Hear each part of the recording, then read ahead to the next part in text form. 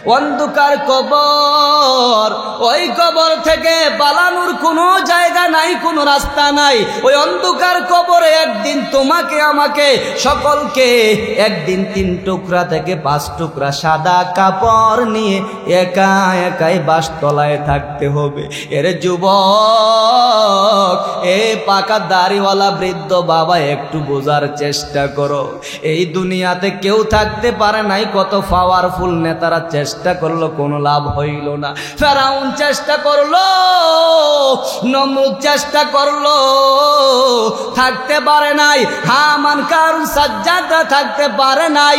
কত পাওয়ারফুল ক্ষমতার অধিকারী, কত শক্তিশালীরা কত চিন্তা করলো দুনিয়াতে কিছুদিন থাকার জন্য। এই যে যমুনা গ্রুপের মালিক থাকার জন্য, বাঁচার জন্য কত চেষ্টা করলো। ডাক্তারদেরকে ডেকে ডেকে বলল, আমার সব সম্পদগুলো আমি তোমাদেরকে দিয়ে দেব, একটা দিন বাঁচার ব্যবস্থা করে দাও। আমার আল্লাহ জানায়া দেয়, ইযা জাআ আজালুহুম লা ইয়াস্তাখিরুনা সাআতাও ওয়ালা ইয়াস্তাকদিমুন।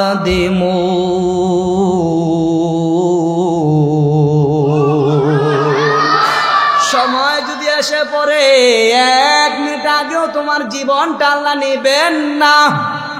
সময়ের আগেও হবে না, পরে হবে না। যখন আমার সময় হয় তখনই মৃত্যু হয়। মৃত্যু তোমার বলে আসবে না, অসুস্থতা লাগবে না, তোমার রোগ লাগবে না, ব্যাধি লাগবে না। তাকায়া দেখ, তোর মতো কত যুবক মোটর সাইকেল নিয়ে বাড়ি থেকে বাইরে হইল, সুস্থ শরীর নিয়া, আনন্দের অভাব নাই, টাকা পয়সার অভাব নাই। ওই গাজীপুর চৌরাস্তায় মুহূর্তের মধ্যে চাকার নিচে মাথা চলে গেছে। অন্ধকার কবরের যাত্রী, দুনিয়ার মধ্যে থাকায় আর হলো না, স্বপ্ন পূরণ আর হলো না। কল্পনাও করে নাই বিবাহ করবে না, কল্পনা করে নাই দুনিয়া থেকে এত তাড়াতাড়ি চলে যাবে। এর নাম হইল তোমার আমার মরণ। সাহাবীরা বুঝেছে, নবীর মহাব্বত হইল আমার জন্য সবচাইতে বড় আমল। সাহাবীরা বুঝেছে, আল্লাহর মহাব্বত হইল আমার জন্য সবচাইতে বড় আপন। এই জন্য যুদ্ধের ময়দানে জীবন দিতে দ্বিধাবোধ করে নাই।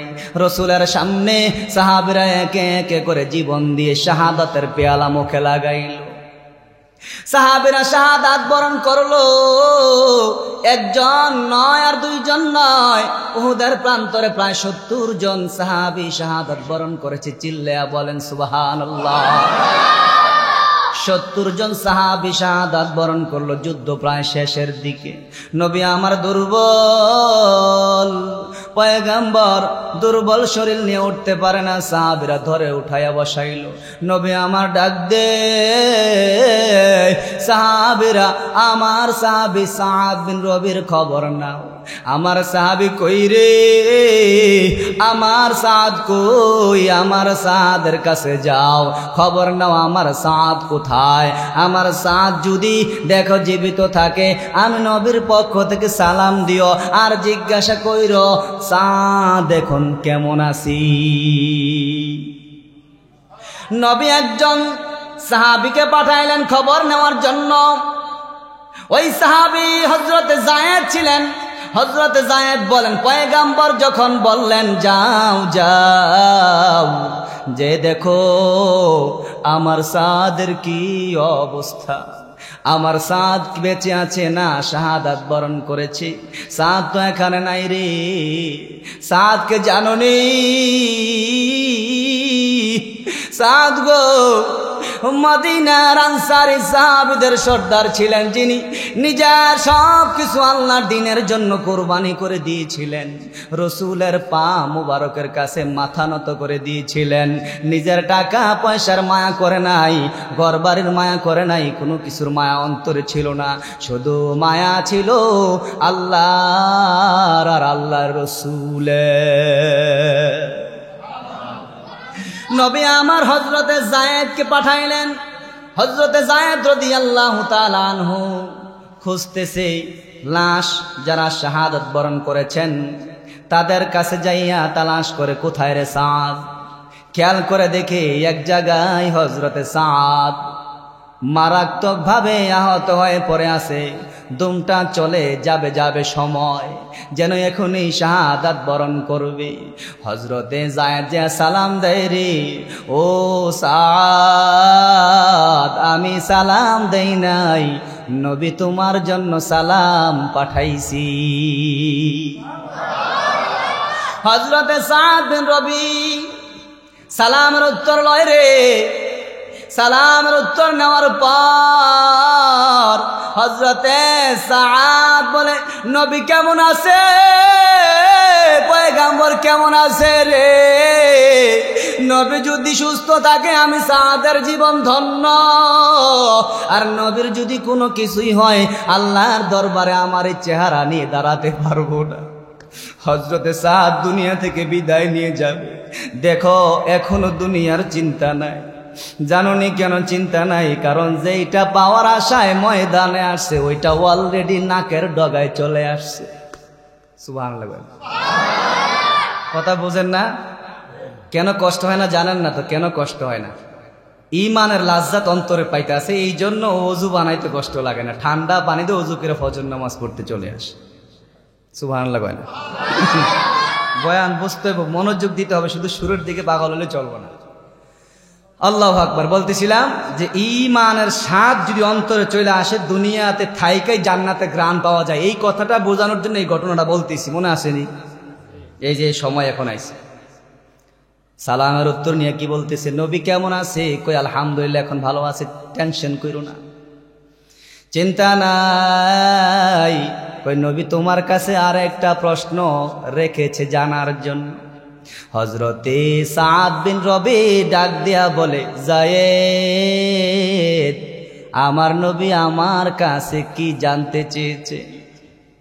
হযরতে যায়েদ ডাক দিয়া বলে, সাদ নবী জানতে চেয়েছে রে এই মুহূর্তে তুমি কেমন আছো, তোমার কেমন লাগতেছে এইটা জানতে চাইছে। তো হযরতে সাদ ডাক দিয়া বলে, শোনো ভাই যায়েদ, আমাকে আল্লাহ এত বেশি ভালো রাখছে, এখানে থাইকে আমি জান্নাতের ঘ্রাণ পাইতেছি, আমার নাকের ভিতরে আমি জান্নাতের ঘ্রাণ অনুভব করতেছি। हकीकत से तो दुनिया बेखबर है, हकीकत से तो दुनिया बेखबर है, दुनिया की नुमाइश पर नजर है। नमी गोयाम के आज दुनिया जुदा बाश बहर कारे के बाशी बा खुदा बाश चिस्ते दुनिया आज खुदा गाफल बुदान नौका माशो नुकरा हो फर जिंदजान। আর একটা কথা বলতেছি, এই ভাই যায়েদ, আমার আনসারি ভাইয়েরা কোথায় আছে? যদি তারা জীবিত থাইকা থাকে আমার পক্ষ থেকে কথাটা একটু বলে দিও। কি বলতাছে দেখেন, দুনিয়া থেকে বিদায় হবে তারপরেও নবীর মায়া ছাড়তে পারে না, আল্লাহর মায়া মহাব্বত ছাড়তে পারে না। এখন মৃত্যুর সময় জীবনটা বের হয়ে যাচ্ছে, তারপরও কি বলে দেখেন, বলে যায়েদ আমার ভাইদের কাছে খবর পাঠাইও, আমার ভাইদের দেহের ভিতরে যদি একটু জীবন থাকে আর দুশ্মনরা নবীর কাছে পয়সা যায়, আক্রমণ তো দূরের কথা, আল্লাহর সামনে আনসারি সাহাবীরা নিজের মুখটা নিয়ে দাঁড়াতে পারবে না। চিল্লিয়া বলেন সুবহানাল্লাহ। ত্রিভুবনের প্রিয় মুহাম্মদ এলোর দুনিয়ায় রে, সাগর আকাশ বাতাস ত্রিভুবনের প্রিয় মুহাম্মদ এলোর দুনিয়ায় রে, সাগর দেখবি যদি আয় রে সাগর,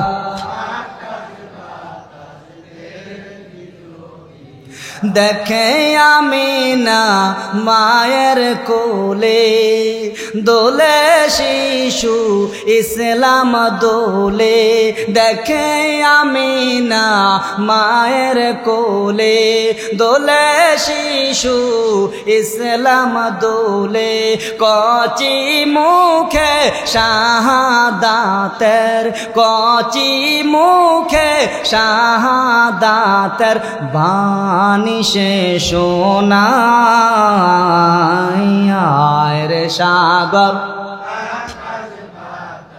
দেখবি যদি আয় রে সাগর, ত্রিভুবনের প্রিয় মুহাম্মদ এলো রে দুনিয়ায় রে সাগর,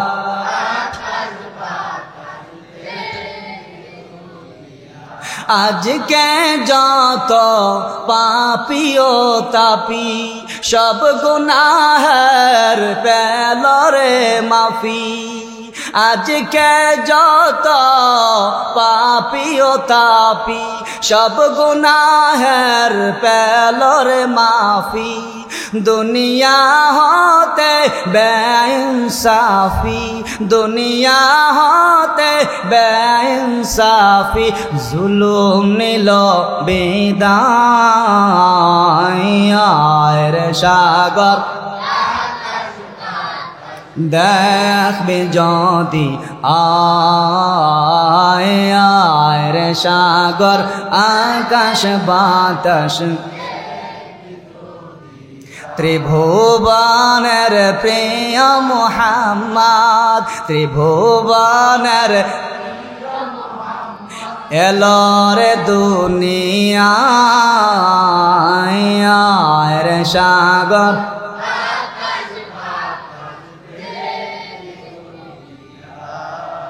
একবার বলেন মারহাবা।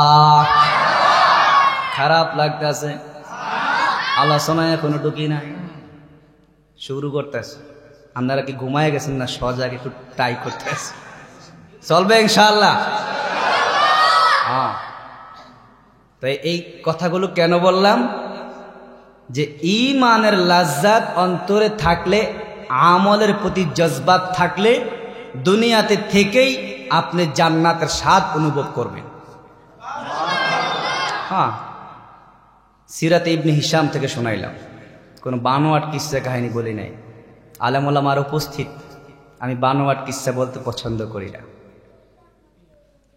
আল্লাহ তৌফিক দিলে কথা বলবো, আর নয় মাফ চাই এখান থেকে চলে যাব, এটাই কাজ। তারপরেও বৈশা বৈশা চা খাবো আর আপনাদেরকে কষ্ট করবো, বানোয়াট কিস্সা কাহিনী হাসি তামসা এগুলোই পারি না।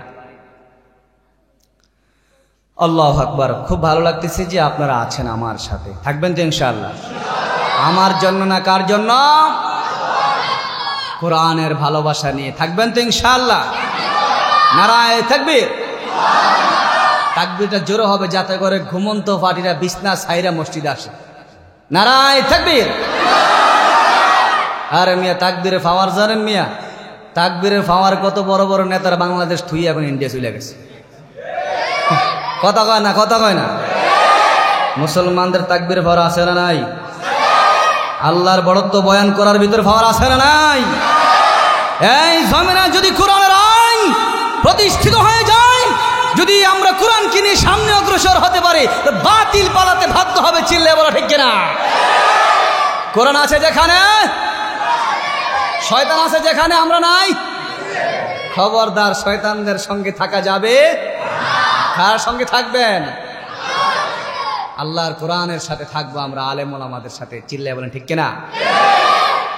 আমার ভাইরা, রাজনীতি কোনো কথা বললাম নাকি? চায় না, আবার ভুল ধরেন না। কোরআনের কথা বললে এখন রাজনীতি হয়ে যায়। আল্লাহ মাফ করুক। রাজনীতি করবেন, করবেন না কেন? আমার নবী করেছে তো আপনি করবেন না কেন? সুবহানাল্লাহ বলেন। উহুদের প্রান্তর রাসূল সাল্লাল্লাহু আলাইহি সাল্লাম নিজের দন্ত মোবারক শহীদ করেছে কি? এই জন্য জমিনের ভিতরে শয়তানদের প্রতিষ্ঠা করার জন্য, নাকি আল্লাহর দ্বীনকে জমিনের ভিতরে প্রতিষ্ঠা করার জন্য? আমার নবী নিজের দন্ত মুবারককে শহীদ করে গেছেন আর উম্মতকে শিখিয়ে গেছেন, উম্মত এই জমিনটা আল্লাহর, এই জমিন তোমার রবের, আমাদের সকলের রবের। এই জমিন যদি চালাতে হয় তাহলে আল্লাহর বিধান মোতাবেক চলবে। দুনিয়ার কারো বানানো সংবিধানে আল্লাহর জমিন চলতে পারে না। কথা বলো ঠিক কিনা?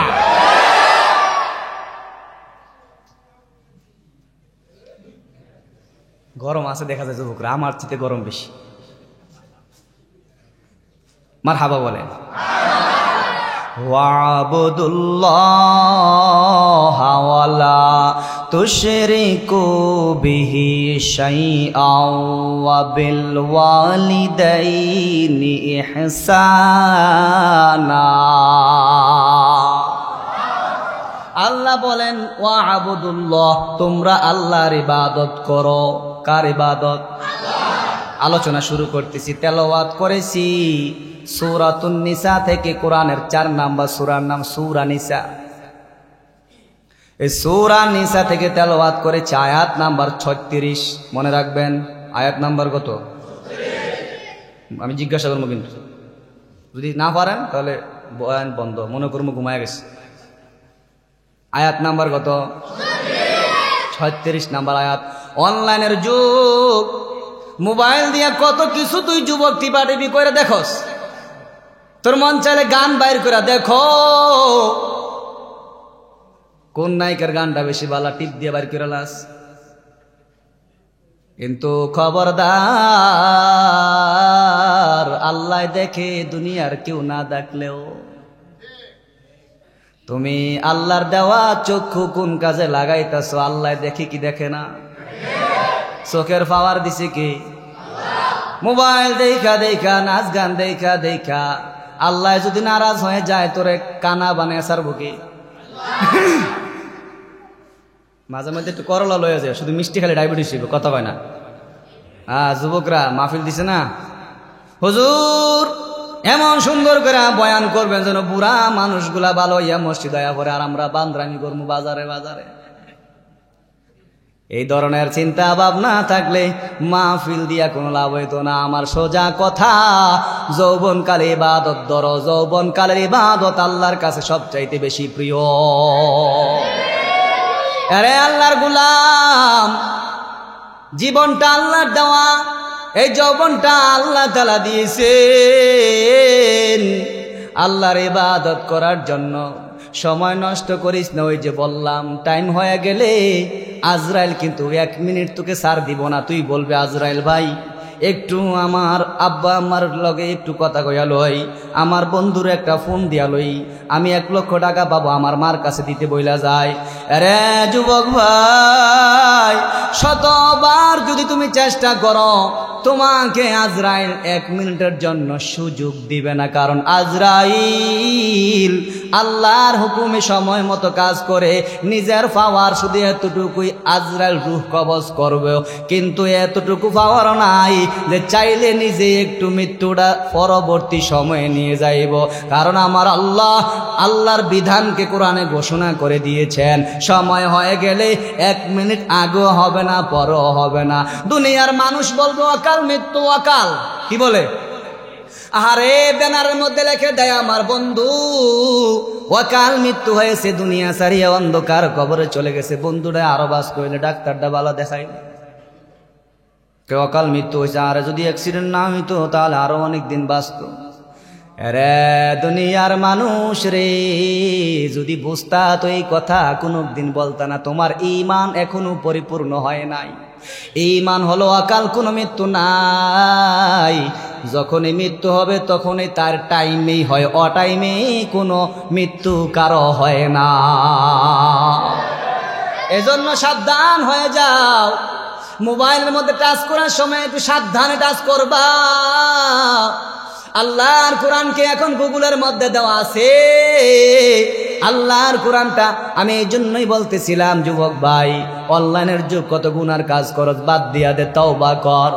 অনলাইনের যুগে গুগলের মধ্যে তুই কোরআনকে চার্জ দে, সূরা নিসার আয়াত নাম্বার 36 লেখা তুই একটু চার্জ দিয়ে দেখ। আমি বানাইয়া বলি নাই, আমার আল্লাহ কত সুন্দর করে তোরে ডাকতেছে, ওয়াবুদুল্লাহ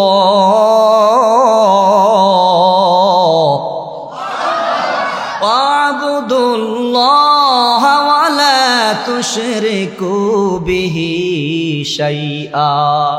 বান্দা বান্দিরা, দুনিয়ার কারো ইবাদত করিস না, মাথাটা কারোর নিকট ঝুঁকাইস না। আল্লাহ ডাক দিয়া বলে, এই মাথাটা আমি আল্লাহ তাআলা দিয়েছি, তোরে আমি আল্লাহ অনেক যত্ন করে বানাইছি। এরে আল্লাহর বান্দা বান্দিরা, তাকায়া দেখ তোর ভিতরে আল্লাহর কত রহমত আল্লাহ দিয়া রাখছে। তুই একটু চিন্তা করলে খুঁজে পাইবি তোর আমার ভিতরে আল্লাহ কত নিয়ামত দিয়েছেন। আল্লাহ তাআলা আমার অক্সিজেন লাগবে, আল্লাহ বলে বান্দা অক্সিজেনের ব্যবস্থা করে দিলাম, টাকা দেওয়া লাগবে না, পয়সা দেওয়া লাগবে না, ফ্রি অক্সিজেন ব্যবহার করবি। গাছগাছালি থেকে অটোমেটিক তোর নাকের ডগে অক্সিজেন সরবরাহ হবে। আল্লাহ ডাক দিয়া বলে, লক্ষ লক্ষ কোটি টাকা বিলাসত যদি দৈনিক তোর অক্সিজেন লাগতো, জীবন 60 বছরের থাকলে টাকা দেওয়া লাগলে এই 60 বছরের জিন্দিগিতে অক্সিজেনের বিল দিতে যাইয়া ফকির মিসকিন হইয়া থাকতে হইতো। কথা বলেন ঠিক কিনা?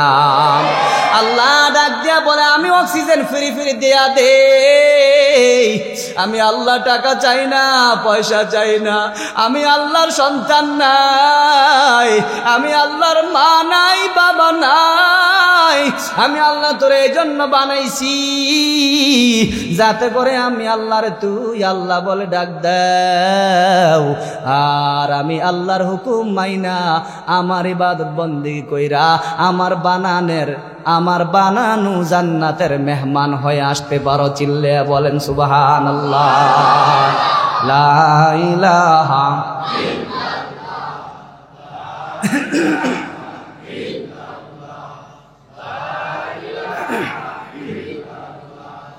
লা ইলাহা। বলেন ইবাদত করবেন কার? জোরে বলেন কার? কেন আপনি ইবাদত করবেন? এখন জমানা বড় কঠিন। শয়তান শুধু খোঁচা মারবো আইসায় আপনারে। শয়তান শুধু বাতাসের শয়তান না, মানুষ শয়তানও আছে। কথা কয় না কে? এটা আমার কথা না, আল্লাহর কথা। মিন শাররিল ওয়াসওয়াসিল খান্নাস আল্লাযী ইউওয়াসবিসু ফি সুদুরিন নাস মিনাল জিন্নাতি ওয়ান নাস।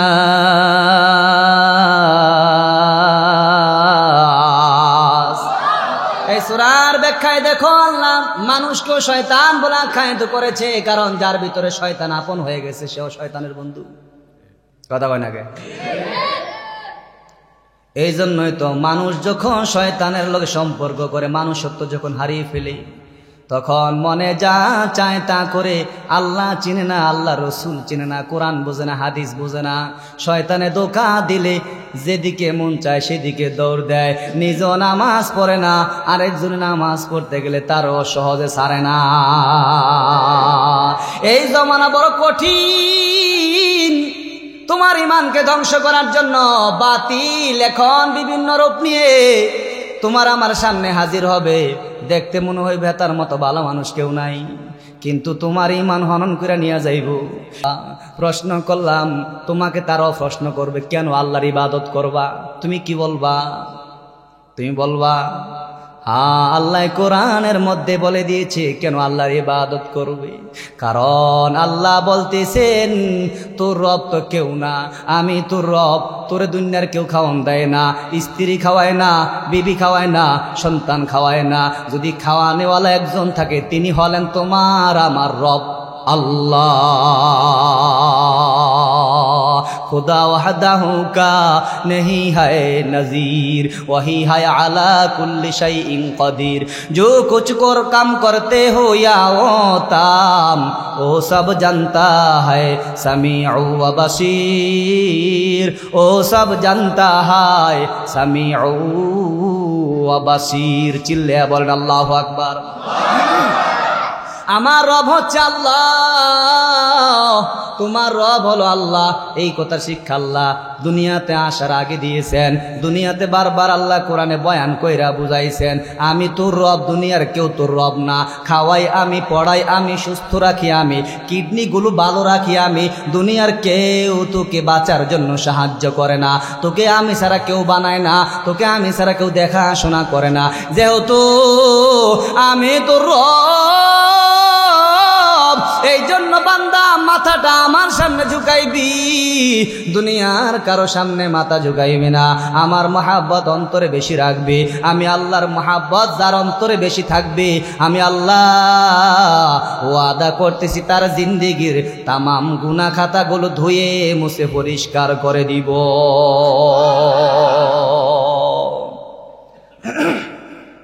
এই জমানা বড় কঠিন হয়েছে রে ভাই। মাঝে মধ্যে জমানার খেলতামাশা দেখলে মনটারে হারায় ফেলি। আহারে কোন জমানা আইলাম, রসুলের জমানায় যদি আমরা আইতাম সোনালী যুগটা পাই যেতাম। চিল্লা বলেন ঠিক না? এখন ইমানদারে বাঁচানো কষ্ট হয়ে গেছে। রাস্তাঘাটে বাইরে হইলে ইমান বাঁচানোর রাস্তা নাই, যুবকগুলা পাগল হয়ে যায়। কথা কোন ঠিক না ভাই? ঠিক। আল্লাহ কেন আইলাম রে এই জমানাতে, মাওলা কেন আইলাম রে? চিল্লা বলেন ঠিক কিনা? আল্লাহ কেন আইলাম রে এই জমানাতে, আল্লাহ কেন আইলাম রে? এই জমানার মানুষগুলোর মানুষ নাহি বলে। কথা বলেন ঠিক কিনা? এই জমানার মানুষগুলোর মানুষ নাহি বলে। সুদের টাকা খাইয়া তারা, ঘোষার টাকা খাইয়া তারা বুক ফুলাইয়া চলে। এ আমি কেন আইলাম রে এই জমানাতে, আল্লাহ কেন আইলাম রে? মসজিদের সভাপতি সুদখু আমনে গো না কিয়ামতের আলামত। কথা কোন ঠিক কিনা? যার টাকা বেশি তার মসজিদের সভাপতি বানাইছে, এক ওয়াক্ত নামাজ পড়ে না, সুরের ঘরে সুরে। আবার যা টাকা পয়সা আল্লাহ দিছে একটাও হালাল টাকা না, সবগুলা মানুষের হক মাইরা খাওয়া। হে তার তো কোনো ইবাদত আল্লাহর দরবারে কবুল হয় না, কারণ সুদখোর আল্লাহর দরবারে লানত প্রাপ্ত, তার সেজদা আল্লাহর দরবারে কবুল হয় না রে ভাই। তুমি যদি হালাল কামাই করে সেজদা দাও, সেজদা দিতে দেরি হয়, আল্লাহর দরবারে যাইতে দেরি হয় না। এই জমানার মাইয়া গোলোর মাইয়া নাহি বলে। একটু এটা কয়ে যায়, কতক্ষণ ঠিক না বেঠিক? এই জমানার মেয়েদেরকে মাইয়া নাহি বল। মাইয়া ছিলেননি, আমি তো কি মেয়ে কয় না মাইয়াও কয়? এই জমানার মেয়েদেরকে মেয়ে নাহি বলে। মাথার কাপড় ফেলে তারা, বুকের কাপড় ফেলে তারা, বেহায়ার মতো চলে। আমি কেন আইলাম রে এই জমানাতে, আল্লাহ কেন আইলাম রে? আল্লাহ কেন আইলাম রে এই জমানাতে, আল্লাহ কেন আইলাম রে? চিল্লে বল মারহাবা। কি খারাপ লাগতেছে নি? আমরা যাতে ঘুম নাই মাঝে মধ্যে একটু সজাগ রাখি আর কি। যুবকরা চলবো তাই, আবার তোমরা যাই এখন একটু করে তুমি করে ধরতাছি। ওয়াবুদুল্লাহ, আল্লাহর ইবাদত করবা কার? আয়াত নাম্বার কত? সূরার নাম কি? মাশাআল্লাহ, সূরার নাম নিসা। আল্লাহ বলে আল্লাহর ইবাদত করো, ওয়ালা তুশরিকু বিহি শাইআ। খবরদার, ইবাদত করবি ঠিক আমার, কিন্তু শিরিক করতে পারবি না। আমি আল্লাহ সব গুনাহ বরদাস্ত করতে পারি, কিন্তু তুই যখন শিরক করো আমি আল্লাহর বরদাস্ত করতে পারি না। এরে যুবক ভাই, শিরিক বড় মারাত্মক গুনাহ, মারাত্মক গুনাহ। হযরতে আব্দুল্লাহ ইবনে মাসউদ রাদিয়াল্লাহু তাআলা আনহু, বুখারী শরীফের হাদিস, মুসলিম শরীফের সহিহ হাদিস শুনাইতেছি। হযরতে আব্দুল্লাহ ইবনে মাসউদ বলেন, আমি পয়গম্বরকে জিজ্ঞাসা করলাম, আইয়ুয যামবি হাবিবে আযম পয়গম্বর, আল্লাহর দরবারে সবচাইতে মারাত্মক গুনাহ কোনটি গো? আমি জিজ্ঞাসা করলাম পয়গম্বরকে, নবীকে জিজ্ঞাসা করলাম। সাহাবী বলতেছে আব্দুল্লাহ। নাম কি? নবী গো, সবচাইতে বড় গুনাহ কোনটি? খেয়াল করছেন তো? বড় গুনাহ তো এই আল্লাহ রসুল বলতেছি কি শোনেন, আনতা জাআলা লিল্লাহি নিদ্দাও ওয়া হুয়া খালাকাক। রে দুনিয়ার মানুষ, আল্লাহ তোমারে সৃষ্টি করেছে, এর পরেও আল্লাহর সঙ্গে শিরক করা হইল সবচাইতে বড় মারাত্মক গুনাহ। শিরক দুই প্রকার, শিরকে জালি, শিরকে খফি। আল্লাহর জাত ও সিফাতের মধ্যে কাউকে শিরক করা সবচাইতে মারাত্মক, শিরকের কারণে ঈমান পর্যন্ত চলে যায়। আরেকটা হলো শিরকে খফি, আল্লাহর ইবাদতটা আল্লাহর জন্য না কইরা দুনিয়ার মানুষকে খুশি করার জন্য করা, এটা হইল শিরকে খফি। নামাজ পড়তে আসছেন কেন? বলে আমি যদি এই নিয়তে আসি, আমার বউ আমারে মসজিদে ভাড়াইছে, হেতির জ্বালায় করে থাকতারি না।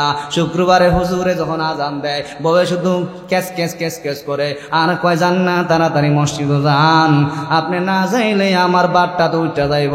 শুনছি হুজুররা বয়ান করছে 3 থেকে 4 জুমার নামাজ যদি কোনো স্বামী না আদায় করে বউ তালাক হয়ে যায়, তাড়াতাড়ি যান গো, আমার বাটটা একটু রক্ষা করেন। বউয়ের ক্যাস ক্যাস আনি আর ভালো লাগে না। এই কথা শুন না তারপরে মসজিদ আইছে, আল্লাহর ভয়ে মসজিদ আসে না, আল্লাহর ভালোবাসা নিয়ে সেজদাটা আল্লাহর জন্য ইখলাসের সাথে দিতে পারে নাই। ও বন্ধু, এই ধরনের সেজদা হইল তোমার শিরকের প্রকারের সেজদা। এটা আল্লাহর জন্য হয় নাই, দুনিয়ার মানুষকে খুশি করার জন্য হয়েছে। কথা বলো ঠিক কিনা? বউয়ের ডরে, উস্তাদের ভয়ে মানুষ আমারে বেনামাজি বলবে, মানুষ আমার সম্মান দিবে না। আমি মসজিদের সভাপতি, আমি যদি নামাজ না পড়ি আমার সভাপতিত্ব থাকতো না। সামনের বছর সবাই কইব এই মিয়া নামাজ পড়ে না, বাদ দিয়া দেন, সম্মানটা দিব শেষ হইয়া। এই জন্য নামাজ মসজিদ আইছে, এই জন্য আপনার কমিটির মধ্যে থাকতে পারে, পাওয়ারটা যখন ঠিক তাই। এই জন্য মসজিদে যদি আসো তো তুমি সভাপতি থাকবা ঠিক, সেক্রেটারি থাকবা ঠিক, কিন্তু আল্লাহর দরবারে তোমার সেজদা কোনো দিনও কবুল হবে না। ঘুমের চেয়ে নামাজ ভালো, আর তুমি ঘুমাইও না, ঠিক মতো পড়িলে নামাজ জান্নাত তোমার ঠিকানা। আমার প্রাণের ভাই বোনেরা, জলদি করে উঠে যাও, ওযু করে তাড়াতাড়ি নামাজ পড়তে লেগে যাও। আহানাবি বেনামাজির শাফাআত করিবেন না, ঠিক মতো পড়িলে নামাজ জান্নাত তোমার ঠিকানা। এই জন্য আল্লাহ বলে ইবাদত করবি আমার ইবাদত করার সময় শিরক করবি না, আমার সঙ্গে কাউকে শিরক করবি না। আমি আল্লাহ শিরকের গুনাহ মাফ করি না। আল্লাহ সূরা নিসার 48 নম্বর আয়াতের মধ্যে বলেন, ইন্নাল্লাহা লা ইয়াগফিরু আইয়ুশরাকা বিহি ওয়া ইয়াগফিরু মা দুনা যালিকা লিমান ইয়াশা।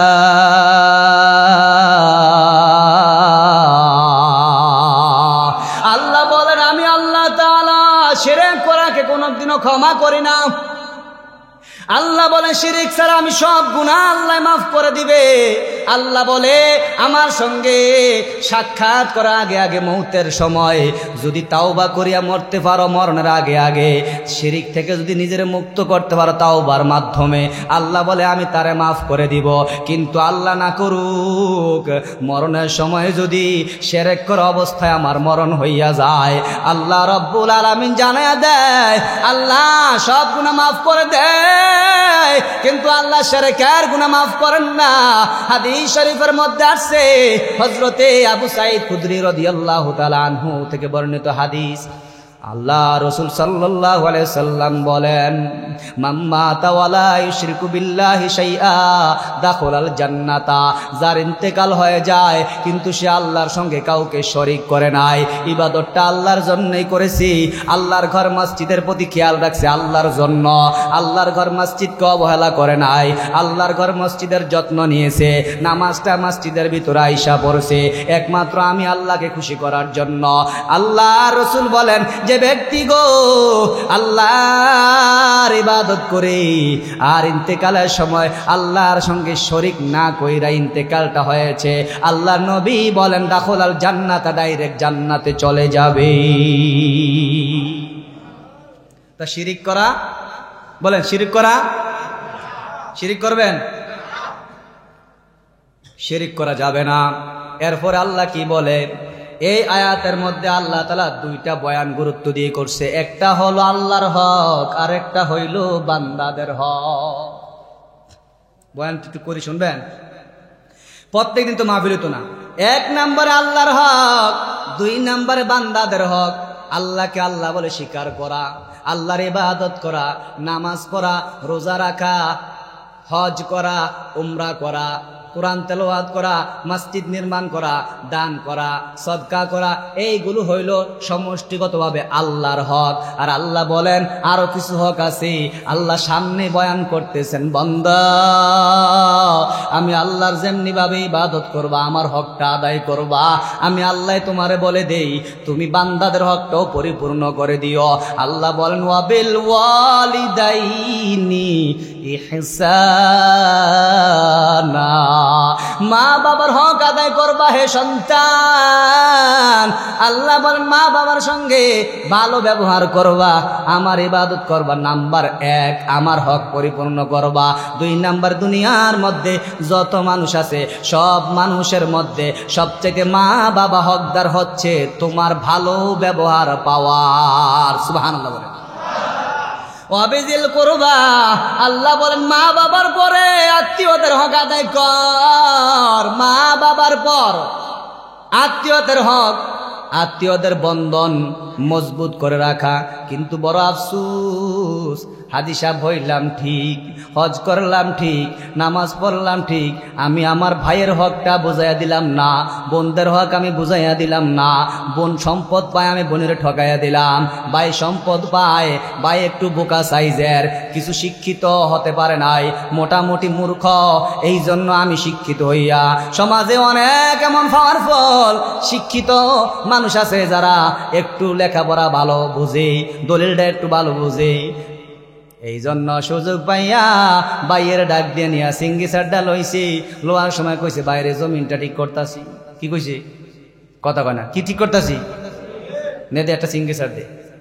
তো বোঝানো ভাই, তো আমি তো সিঙ্গি সার দিতে পারি না। আর সমস্যা নেই, টিপ সই দিয়া দে। কইরা টিপ দিয়া কাম সেরে দিছে। প্রথম মাতে না, 1 বছর, 2 বছর, 3 বছর, 5 বছর, 10 বছর পরে দেখা যায় ওই জায়গার মধ্যে বিল্ডিং উঠাইতেছে। ভাই ছোট ভাই ডাক দিয়া কয়, ভাই গো তুমি এখানে বাড়ি বানাইতেছ, পুরা জায়গাতে বিল্ডিং উঠাইতেছ, আমার জায়গা কই? কই তোর জায়গা করতে গাইলো, এই জায়গা তো পুরাটাই আমার। কই কেমনে হইলো? কই তুই তো আমার দিয়া দিছিলি, এটা আমি ক্রয় করেছি, আমার টাকার কেনা। আছে না নাই? যেরকম আছে না নাই? ঠকবাজ, 1 নম্বরে ধোকাবাজ। আল্লাহর জমিনে, আল্লাহর জমিনে ভাইকে ঠকাইয়া আত্মীয়র হককে কর্তন করিয়া যারা টাকা পয়সা কামাই করে, আল্লাহ বলে হাসরের ময়দানে তুই ঠেকা, আমি আল্লাহর সামনে দাঁড়াইয়া জবাব যতক্ষণ পর্যন্ত না দেবি ততক্ষণ তোর জন্য জান্নাতে যাওয়ার কোনো রাস্তা নাই। সাবধানে, খবরদার বাইরে ঠকাইয়া বড়লোক হওয়ার চেষ্টা করেন না। আল্লাহ বলেন মা বাবার হক আদায় কর। 2 নাম্বার, আত্মীয়দের হক আদায় করবি। 3 নাম্বার, ওয়াল ইয়াতামা, ইয়তীম, ইয়তীমের হক আদায় কইর। কারণ আমার নবী তো ইয়তীম, আমার নবীর মতো ইয়তীম কেউ নাই রে। আহা, বয়ান করলে রাত্র চলে যাবে।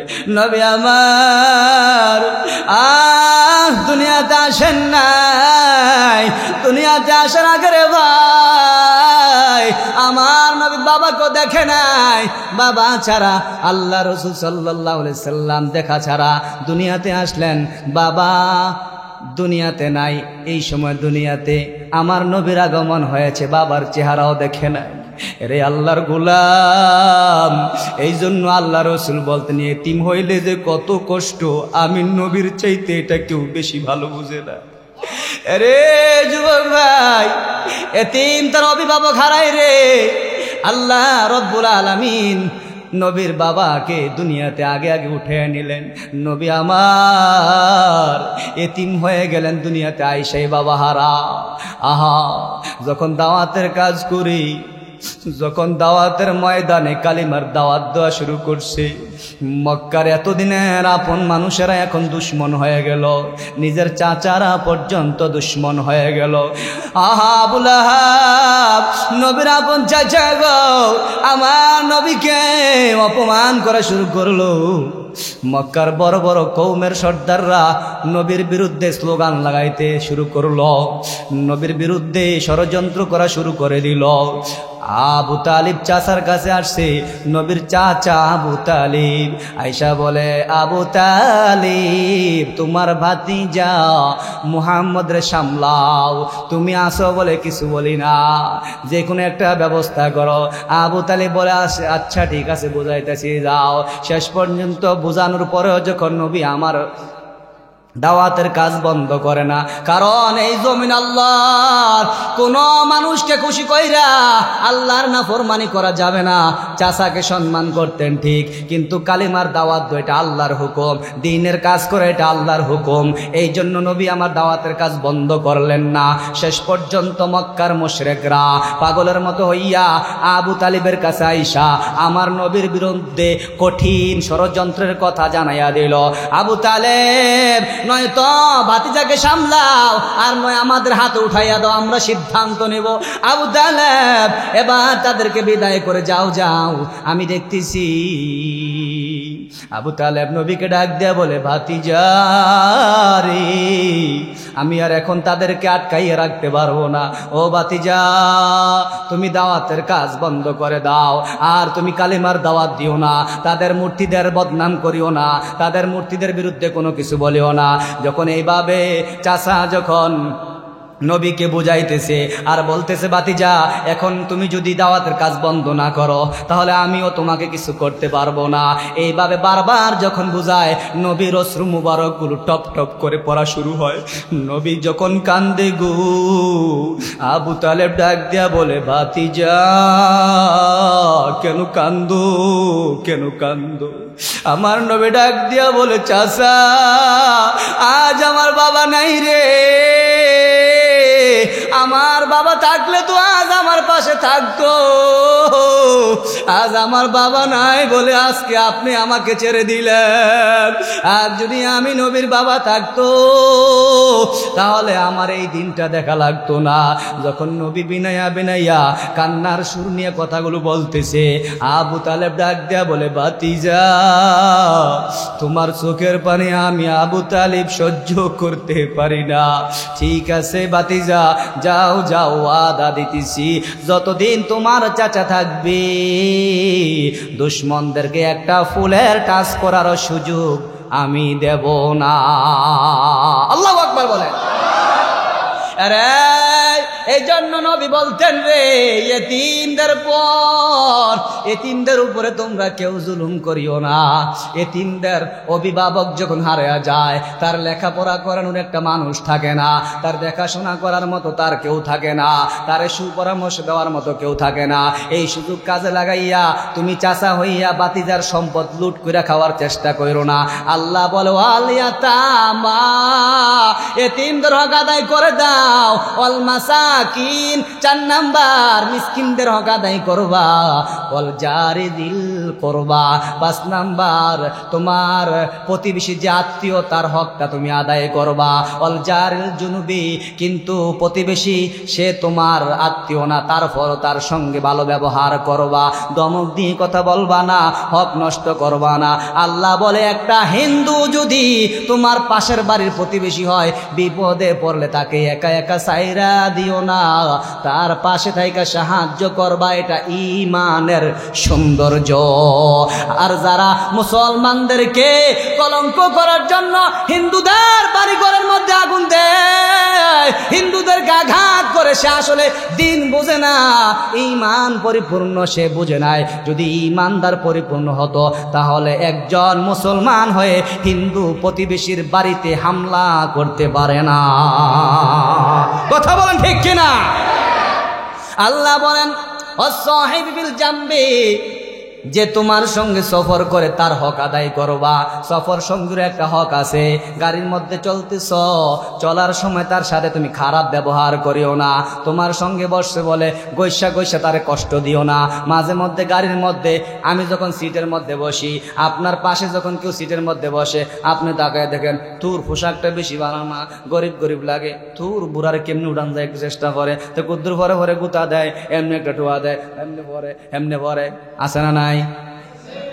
এবারে চাচা আমি হিজিটটা যান, কত বড় বেয়াদ্দব!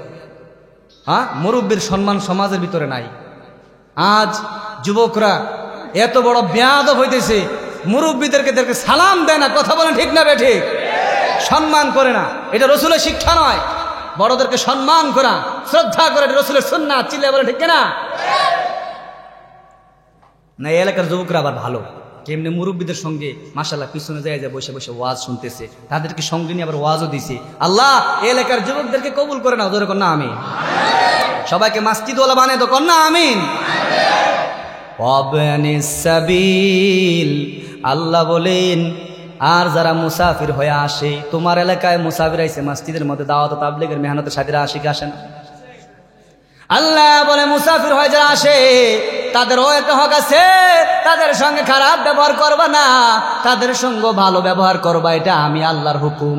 সূরা নিসা, আমি তরজমা বলতেছি কিন্তু একটু বানায় কই না। ওয়াবনিস সাবিল ওয়ামা মালাকাত আইমানুকুম, সর্বশেষ আল্লাহ বলে কাজের লোকের হক আদায় করে দিও। সুবহানাল্লাহ বলেন। কাজের লোক চিনেননি? কাজের বুয়া, হ্যাঁ, বদিল্লা চিনেন? আমরা দেশে কি কয়? ক্ষেতের মধ্যে যে কাম করে টাকা দিয়া, এর কি কয়? কামলা। কি কয়? কামলা। অনেক দেশে কয় বদিল্লা, অনেক দেশে কয় কি, হ্যাঁ, খাইটা খাই না। বিভিন্ন এলাকা বিভিন্ন ভাষায় কক যাও। তো এই যে টাকা দিয়ে যে কাজের লোক লয়, এই যে বিল্ডিং করার জন্য লয় না রাজমিস্ত্রি, কত ধনী মানুষ আছে জানেন কি করে? কইতাম নি একটু? হ্যাঁ, তোমার টাকা পয়সা কবর নিয়ে যাবে মিয়া, তুমি যেরকম কিপটামি করো। সারাদিন একটা লোক পরিশ্রম করে যাওয়ার সময় নিয়ম হইল তার ঘামটা শুকানোর আগে তার পারিশ্রমিক দিয়ে দাও। তোমার পিছনে পিছনে ঘুরতে ঘুরতে বেটার জুতা ক্ষয় যায়, তারপরেও তোমার টাকাটা সে আদায় করতে পারে না। তোমার মতো কিপন, তোমার মতো ছোট অন্তরওয়ালা ধনী আর পৃথিবীতে নাই। কথা বলেন ঠিক কিনা? আল্লাহ বলে খবরদার, কাজের লোক ঠকাইয়া তুমি যদি ধনী হওয়ার চেষ্টা করো তো তোমার মতো বোকা আর কেউ না। আল্লাহ বলেছে কাজের লোকের হক আদায় করতে হবে না, হাসরের ময়দানে আমি আল্লাহর আদালতে দাঁড়াতে হবে। এই যদি কাজের লোকেরা যদি ধর্মঘট করে যে আমরা কাজ করতাম না, যদি বলে যে আমরা মাইশের বাইক কাজ করতাম না, বড় লোক তোমার ঘর কাজের বুয়া যাইতো না, তরকারিটা কুইটা দিত না, পেঁয়াজটা কুইটা দিত না, তো তোমার বউ দেখবা নায়ের ফানি আর মোয়ের ফানি সমান হয়ে যাইব। কতক্ষণ ঠিক না বেঠি? সুন্দর চামড়া সুন্দর থাকতো না, কুচকুচ্ছে সাবান দিলে লাভ হইতো না। এই কাজের বুয়ারা এত কষ্ট কইরা তোমার ফাঁসে আমার ফাঁসে থাকে, অথচ কাজের বুয়ারে একটু এদিক সেদিক হলে ধমক দিয়ে একেবারে কোনি দিয়ে একেবারে সমান করে লায়। কতক্ষণ ঠিক না বেঠি? জন লাগে এটা হাতার বউ আর কি, তুই কন্যাতে মুসার তোর বউর না কই নেবি। কতক্ষণ ঠিক না বেঠি? রাগ এই কাম করেন না। আবার কইছি কাজের বউর ঘরে এত জিতকে, মাঝে মধ্যে পেপারে দেখি, মাঝে মধ্যে আমরা আম্মা জানবে এই কাম করে আর কি। আরে মাগো তোমার কামটাই বেরিয়ে করে দেয়। তো যেই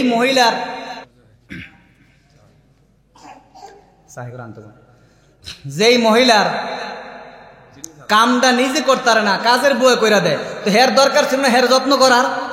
হে করে কি একটু এদিক সেদিক হইলে, কাজের মাইয়াটা একটু রুটিটা একটু বেকা বানাইলে, লবণ একটু কম দিলে বেশি দিলে কয় আয় তোর আজকে দাগ দিয়েছে এরা দেবো। এমনি আপনাদের রুটি উল্টা এটার কি কয়? হ্যাঁ, হাতলদানি কয়, হাতল মাসুলদানি অনেক দেশে কয় আর কি। তো এটার গরম করে মাঝে মাঝে ফেফারে দেই, এই হাতের মধ্যে দাগ দিয়ে দেয়। নাউজুবিল্লাহ। খবরদার, আল্লাহ বলে ওয়ামা মালাকাত আইমানুকুম, যারা তোমার কাজের লোক আছে তাদের হকটাও আদায় কইরো। আরে নবী আমার দুনিয়া থেকে যখন বিদায় হয়ে যাবে, দুইটা কথা বেশি বই লেগেছে। কয় কথা? আসসালা ওয়ামা মালাকাত আইমানুকুম, আমার উম্মতেরা নামাজ নামাজ আর তোমাদের কাজের লোকের হকটা আদায় করি। আরে আমার উম্মতেরা, আমি নবী গো, এই নামাজকে প্রতিষ্ঠা করার জন্য নিজের ঘর ছাড়লাম, বাড়ি ছাড়লাম, এলাকা ছাড়লাম, জন্মভূমি মক্কা ছাইরা মদিনা হিজরত করলো নবী। কেন? এই নামাজ ওই দেশে প্রতিষ্ঠা করা সম্ভব হয় নাই। নামাজ প্রকাশ্যে নবী বাইতুল্লাহর মধ্যে পড়তে পারতেন না। দুশ্মনরা কালিমার বিরুদ্ধে স্লোগান দিল, নবী আমার গোপনে গোপনে নামাজ পড়তে হয়। আল্লাহ বলে পয়গম্বর, জামাতের সাথে নামাজ কায়েম করতে হলে আপনি মক্কা ছেড়ে দিতে হবে, বাইতুল্লাহ ছেড়ে দেন। আরে নবী আমার গো যখন হিজরত করে মদিনায় রওনা করেছেন, রাসূলের চক্ষু মুবারক থেকে অশ্রুগুলো টপ টপ করে পড়ে যায়। নবী আমার যাওয়ার সময় বাইতুল্লাহর গিলাফে জড়ায়া দইরা দইরা কান্না করা শুরু করছেন। এরে বাইতুল্লাহ, তোরে সাইরা আমার যাইতে মনে চায় না, তোরে সাইরা আমার যাইতে মোটেও মনে চাইতেছে না। তোরে সাইরা আমি নবী কেমনে থাকবো? কিন্তু আল্লাহর হুকুম, তোরে সাইরাই দিনের কাজে আমাকে যাইতে হবে। এই নামাজ প্রতিষ্ঠা করার জন্য, আল্লাহর জমিনে দিন কায়েম করার জন্য আমি নবীকে মদিনায় যাওয়ার হুকুম দেওয়া হয়েছে। আরে বাইতুল্লাহ যাই যাই রে, বাকি তোর সাথে আমি ওয়াদা দিয়ে যাই, একদিন আবার সময় হইলে আবার আমি নবী তোর কাছে ফিরে আসব। দেখো রে নবীর মসজিদের মহাব্বত। নবী আমার মদিনায় হিজরত করলেন। মদিনায় হিজরত করে যাওয়ার পর নবী সবার আগে যেই কাজটা করেছেন, বলবেন ওই কাজটা কি? ওই কাজটাই ছিল নবী আমার নিজে কষ্ট কইরা মদিনার ভিতরে সাহাবীদেরকে নিয়া মসজিদে নববী নির্মাণ করলেন। চিল্লায়া বলেন সুবহানাল্লাহ। শুধু নির্মাণ করেন নাই, এমন না যে নবী শুধু সাহাবীদেরকে বলছে তোমরা কাম করো। সিরাতে ইবনে হিশাম, সিরাতে মুস্তাফার মধ্যে আছে নবী আমার নিজের হাত মুবারক দিয়া এইভাবে বুকের মধ্যে নিয়া নিয়া ইট লইয়া টানাটানি করছি। সাহাবীরা বলে পয়গম্বর আপনার দেহ মুবারকে আঘাত লাগে গো, ও পয়গম্বর আপনি কষ্ট করবেন না, আপনার কষ্ট আমরা সহ্য করতে পারি না। নবী ডাক দিয়া বলে রে সাহাবীরা শোনো রে, আমি নবী দুনিয়াতে আসছি রে, আমি নবী শুধু তোমাদেরকে আমলের কথা বলবো। তোমরা শুধু নেক করবা, আল্লাহর কাছে যাইবা, আল্লাহর নৈকট্য হাসিল করবা। আর আমি নবী নেক আমল করব না, এটা আমি নবী কোনোদিনও করতে পারি না। তোমরাও কাজ করো, আমি নবীও তোমাদের সঙ্গে শরীক থাকি। কারণ এই মসজিদটা তো আমার ঘর না, এই মসজিদটা দুনিয়ার কারো ঘর না। এই মসজিদ আমার আল্লাহর। যারা আল্লাহর মহব্বত করে, আল্লাহর নবীকে মহব্বত করে, তারা আল্লাহর ঘরকেও মহব্বত করে। কারণ এই ঘর আল্লাহর ঘর রে, এই ঘরে যারা সেজদা দেয় আল্লাহর ঘরে সেজদা দেয়। এই ঘরকে নবী মহব্বত করে, এই ঘরকে আমার আল্লাহ পছন্দ করে। যারা আল্লাহর জন্য একটা ঘর বানায়, আমার নবী বলে যায় তারা এমন একটা দামি কাজ করলো, আল্লাহ ওয়াদা করেছে তার জন্য জান্নাতে আল্লাহ ঘর বানাইয়া দেয়। এরে মুসলমান ইমানদার, এরে আশেক, এরে যুবক ভাই, বৃদ্ধ বাবা, এলাকার মুরব্বী বাবারা, পর্দার আড়ালের মায়েরা, বোনেরা, আজকের এই মাহফিলটা মসজিদের উন্নয়নের লক্ষ্যের বাবা। আমি কোনো কালেকশনের বক্তা না, কালেকশন বুঝি না। তারপরেও যখন ফোন কইরা বলছে হুজুর একটু যদি মসজিদের জন্য আপনি কষ্ট করে যাইতেন, মানা করতে পারি নাই। দাওয়াত দিছে কে? সভাপতি কথা বলছে, ইমাম সাহেব কথা বলছে, হুজুর একটু মসজিদের দিকে আপনি সুনজর রাখেন। আমার কোনো লাভ নাই, আমি একটা টাকাও তো এখান থেকে নেব না রে ভাই, এটা মসজিদের স্বার্থে চাইবো। একটা মানুষ উঠবা না, যারা আজকে মসজিদ থেকে বের হয়ে যাইবা, বোঝা যাবে তুমি মসজিদকে পছন্দ করো না, আল্লাহকে পছন্দ করো না, আল্লাহর নবীকে ভালোবাসো না, দিনকে মহাব্বত করো না, আল্লাহর কোরআনকে মহাব্বত করো না, সুন্নাতকে মহাব্বত করো না। টাকা দেওয়া লাগবে না, বসে বসে দোয়া করবা। দোয়ার উসিলায় আল্লাহ যেন আরেক বান্দার দিলটা নরম করে দেয়, যেন মসজিদের কাজগুলো শেষ হইয়া যায়। যদি এমন একটা আশা থাকে যে আমরা শেষ পর্যন্ত থাকবো, আল্লাহকে খুশি করার জন্য প্রস্তুত আছি, আমরা মুনাজাত না করে বাড়িতে যাব না, আল্লাহকে খুশি করার জন্য রাজি আছি, এই নিয়ত অন্তরে থাকলে আমার আল্লাহকে দুইটা হাত দেখাইয়া দাও। নারায়ে তাকবীর, নারায়ে তাকবীর। আল কোরআনের আলো, আল হাদিসের আলো। হাত নামান। একটা মানুষ যাবেন না, আমার সাথে ওয়াদা করেছেন, আল্লাহ দেখেছে। আপনি টাকা দিন না, বসে থাকবেন, দোয়া করে যাবো, শেষ বয়ানও শেষের দিকে। এবার আসেন, কি বয়ান করলাম? আল্লাহর হক আদায় করবেন 1 নাম্বার, আর 2 নাম্বারে যতগুলো মানুষের কথা বললাম হক, তাদেরটাও ঠিক মতো আদায় করে দিবেন। তাহলে আল্লাহ তাআলা আপনার জন্য পুরস্কার ঘোষণা করেছেন যে ইন্নাল্লাযীনা আমানু ওয়া আমিলুস সলিহাতি কানাত লাহুম জান্নাতুল ফিরদাউসি নুজুলা। যারা আমার হুকুম মানবে, আমার ইবাদত করবে, আমি আল্লাহর মন মতো চলবে, আমি আল্লাহ যা পছন্দ করি তা করে, আমি আল্লাহ যা পছন্দ করি না তা করে না, তো আমি আল্লাহ ওয়াদা করলাম জান্নাত তো বানাইছি। কার জন্য বানাইছি জানো? তোমার জন্যই বানাইছি। অর্ডার করলাম, হুকুম দিয়ে দিলাম, এই জান্নাতে তুমিই প্রবেশ করবে। তো এই জান্নাতে যাইতে রাজি আছেন তো ইনশাআল্লাহ?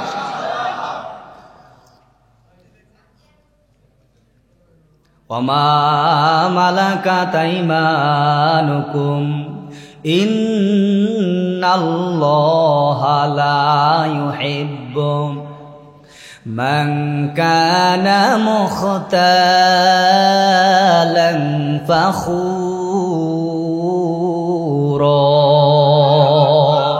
নিশ্চয় আল্লাহ তাআলা অহংকারকারীকে পছন্দ করে না।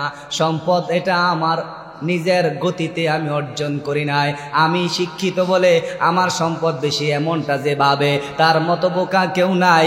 সম্পদ আমার নিজ ব্রেনের শক্তিতে হয় নাই, এই সম্পদ আল্লাহর দেয়া নিয়ামত। আল্লাহ যারে চায় তারে সম্পদের মালিক বানায়, আর যারে চায় আল্লাহ তাআলা ফকির বানায়। এটা আল্লাহর একটা বিধান, পরীক্ষা করার জন্য।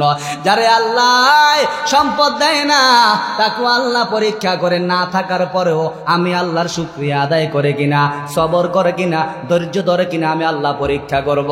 আর যারা টাকা পয়সাওয়ালা, আল্লাহ তারে পরীক্ষা করে, টাকা পাইয়া আবার আমারে বইলা গেল কিনা, মসজিদটা বইলা গেল কিনা, মসজিদের ফলকটা হয় না, নিজের ঘরে টাইলস লাগাই লাইছে, নিজের ঘর কত সুন্দর, আল্লাহর ঘর অবহেলায় পড়ে আছে। কথা বলো ঠিক কিনা? আল্লাহ কিন্তু পরীক্ষা করে, আল্লাহ সার দেয়, ছেড়ে দেয় না।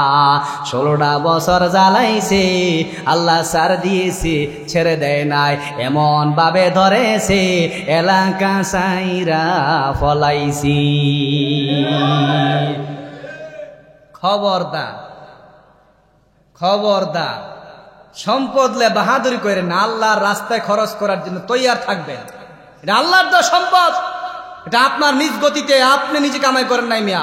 আপনার মতো কত শিক্ষিত আপনি খবর নিয়ে রিক্সা চালায়, কই শিক্ষায় তো টাকা দিল না? হ্যাঁ, আছে না নাই? কথা না আছে না নাই? একটা হাদিস বইলে আমি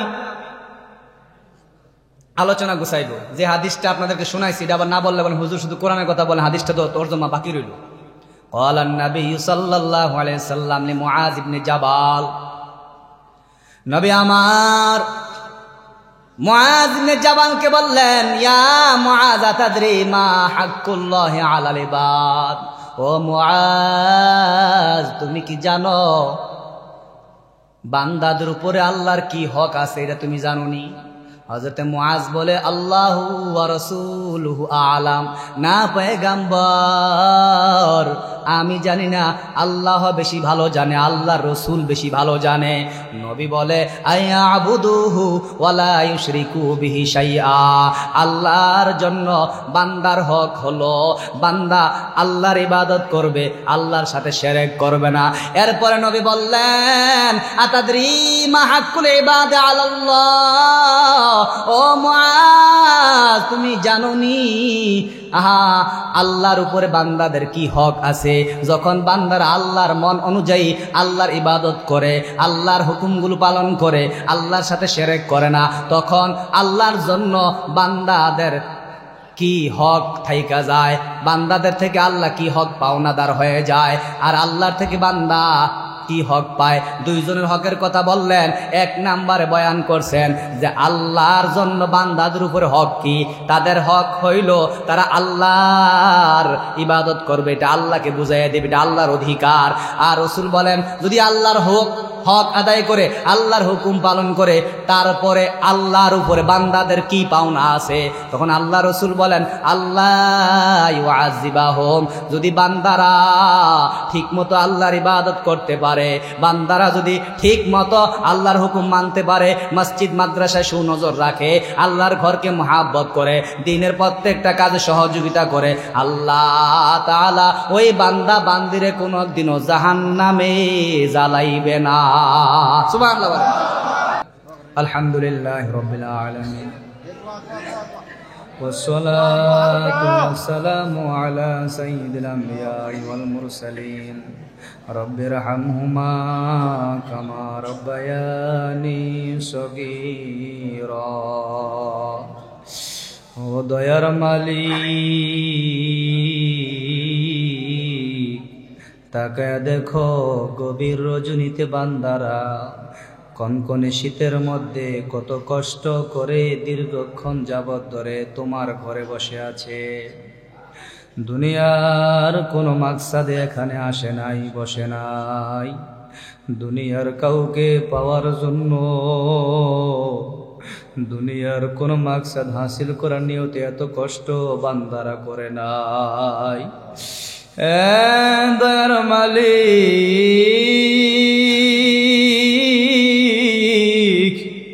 তোমায় পাবার আশায় গো বান্দারা শীতকে উপেক্ষা করে গো কোরআনের মায়ায়।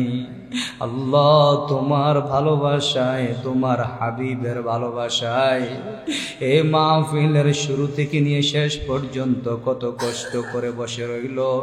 ও মালিক, আমার তো দেওয়ার কোনো কিছুই নাই, তোমার কাছে গো কোনো কিছু দেওয়ার অভাব নাই। এই গভীর রজনী আল্লাহ খালি হাতে বিদায় করে দিও না। রব্বুল আলামিন, তুমি আমাদের সকলকে আল্লাহ তোমার আপন বানাইয়া নাও। জীবনে বুঝিয়া না বুঝিয়া, ইচ্ছায় অনিচ্ছায়, প্রকাশ্যে গোপনে কত গুনাহ করেছি, কেউ জানে না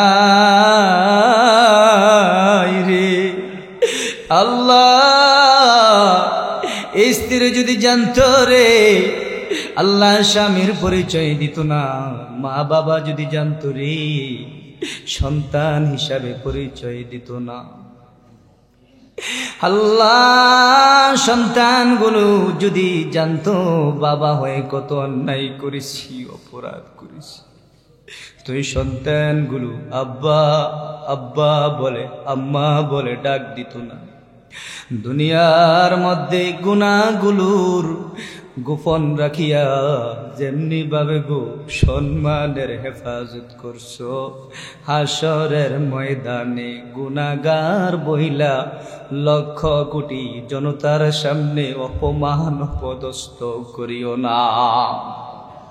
নিজের জীবনের সব গুনাহ খাতাগুলো আজকের মাহফিলের উসিলায় আল্লাহ তুমি নিজ গুণে মাফ করিয়া দাও।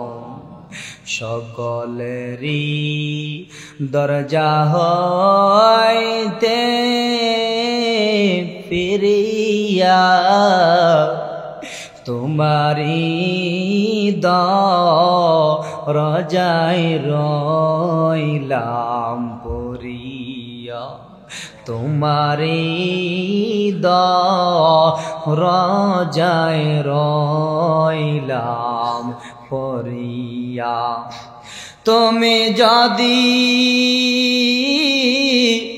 মাফ না কর বান্দারে, বল বল বান্দারা যাবে কার কাছে, বল বল বান্দারা যাবে কার কাছে।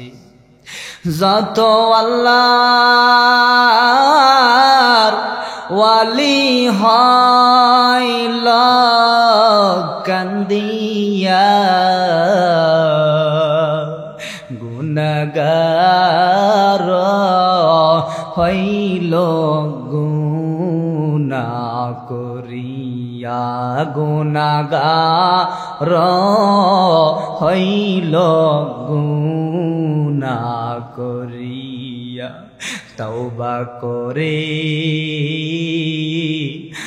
আবার তওবা ভাঙ্গিলাম, অবশেষে খাঁটি তওবা করিলাম, অবশেষে খাঁটি তওবা করিলাম। কেবা হবে সাথী আমার মরণে, কেবা হবে সঙ্গী আমার কবরে, কেবা হবে সঙ্গী আমার কবরে। সবাই বলেন আল্লাহ, সবাই একটা ডাক দেয় আল্লাহ। এ মালিক কিছুই চাই না গো, শুধু চাই গভীর রজনী তুমি আমাদেরকে জিন্দিগির গুনাহ থেকে পাক সাফ কইরা জান্নাতের মেহমান বানায়া দাও রব্বুল আলামিন। আল্লাহ, এখানে আমার মতো অনেক সন্তান আছে গো, অনেকের আমার মতো মা নাই, অনেকের বাবা নাই। কত রাত্র কত দিন মারে কষ্ট দিলাম, বাবা কত রাত্র ঘরে ঘুমাই নাই, আমারে মানুষ করার জন্য বাহিরে বাহিরে ঘুরেছে। হয় জনম দরদি মা বাবা কবরে কেমন আছে খবর নিতে পারলাম। দুনিয়ার এক রাষ্ট্রের খবর অন্য রাষ্ট্রে থেকে মুহূর্তের মধ্যে নেওয়া যায়। এলাকার ভিতরে মাকে রাখলাম, বাবাকে রাখলাম, জানি না রে বাবা কেমন আছে, মা কেমন আছে। আল্লাহ, আমার মা আমার বাবার কবরে গো জাহান্নামের আগুন দিয়া কষ্ট দিও না, কবরে জান্নাতি বিছানা বিছায়া দাও। দাদা নাই রে, দাদি নাই, শ্বশুর শাশুড়ি, চাচা চাচি, জেঠা জেঠি, ফুফা ফুফি, খালা খালু, মামা মামি, এলাকার গোরস্থানবাসী, আল্লাহ সকলের কবরকে জান্নাতুল ফেরদাউসের বাগান বানায়া দাও। বিশেষ করে আল্লাহ এই মসজিদে আল্লাহ তোমার অনেক বান্দা বান্দিরা দান করেছে, অনেকের নাম বলেছি, অনেকের নাম বলতে পারি নাই, অনেকের নাম নিয়ে দোয়া করেছি, অনেকের নাম নিয়ে দোয়া করতে পারি নাই, কিন্তু তুমি তো আলিমুম বিজাতি সুদূর। বান্দারা কত কষ্টের টাকা, কত পরিশ্রমের টাকাগুলো তোমার ঘরের জন্য দান করলো, বান্দাদেরকেও খালি হাতে বিদায় করে দিও না। সকলের দানের খবর সোনার মদিনায় পৌঁছে দাও রব্বুল আলামিন। আল্লাহ দানের উসিলায় সবাইকে সুস্থতার জীবন দান করো ইয়া আল্লাহ তাআলা। এলাকাবাসী সবাইকে কবুল করে নাও রব্বুল আলামিন। আল্লাহ মাহফিলের সভাপতি, আল্লাহ প্রধান অতিথি, বিশেষ অতিথিবৃন্দ থেকে নিয়ে শুরু করে যারা আমরা শ্রোতারা রয়েছি, বক্তারা রয়েছি, রব্বুল আলামিন, ইমাম, মুরব্বী, মুসল্লি, যুবক ভাই যারা আয়োজক আছে, আল্লাহ প্রত্যেককে আল্লাহ তুমি কবুল করে নাও। আল্লাহ প্রত্যেকের ব্যবসা বাণিজ্য, ক্ষেত খামারে আল্লাহ সর্বদিক থেকে কল্যাণের ফায়সালা করে দাও রব্বুল আলামিন। সন্তানদের কল্যাণ দান করো, স্ত্রীদেরকে, মা বোনদেরকে আবেদা সালেহা জাহেদা বানায়া দাও আল্লাহ। তাকওয়ার নিয়ামত দান করেন আল্লাহ রব্বুল আলামিন। আল্লাহ মাহফিলকে ভরপুর কামিয়াবি দান করেন আল্লাহ। মসজিদ কবুল করে নেন আল্লাহ, মসজিদের মুসল্লিদেরকে কবুল করে নেন আল্লাহ। মাহফিলের মহিলাদের প্যান্ডেলে আমার অনেক মা বোনেরা হাজির হয়েছে, সবাইকে কবুল করে নেন আল্লাহ। অনেকে হাজির হতে পারে নাই, অনেক হুজুর ছিল রব্বুল আলামিন, ওই সমস্ত মা বোনদেরকে, ভাইদেরকে আল্লাহ কবুল করে নাও। এলাকার সবাইকে নামাজি বানায়া দাও, দিনদার বানায়া দাও। আমাদের সকলকে আল্লাহ তুমি তাকওয়ার দৌলত দান করো রব্বুল আলামিন। আল্লাহ সবাইকে আল্লাহ দ্বীনের বুঝ দিয়া দাও, ঈমান হারা বানাইয়া আমাদের কাউকে গো অন্ধকার কবরে নিও না রে মালিক।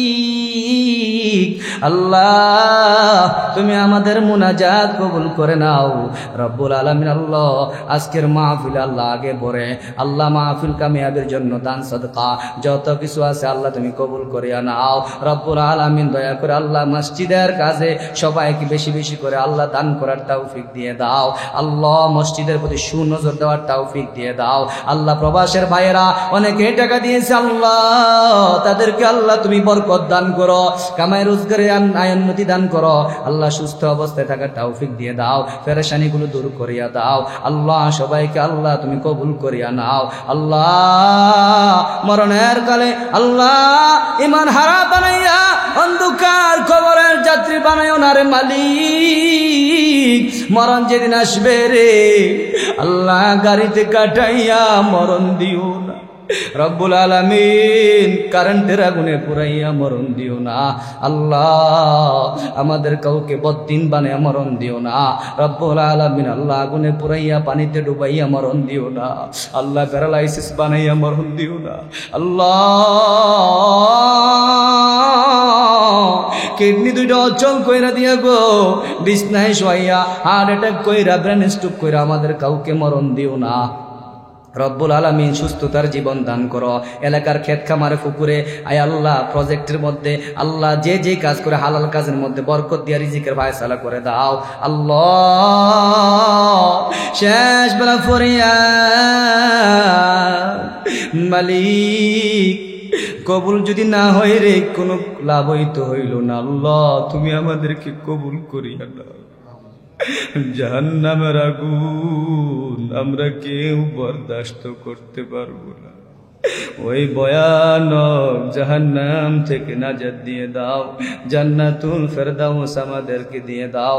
তাকাব্বাল মিন্না ইন্নাকা আনতাস সামিউল আলিম ওয়া তুব আলাইনা ইন্নাকা আনতাত তাওয়াবুর রহিম। সুবহানা রাব্বিকা রাব্বিল ইজ্জাতি আম্মা ইয়াসিফুন ওয়া সালামুন আলাল মুরসালিন ওয়াল হামদুলিল্লাহি রাব্বিল আলামিন।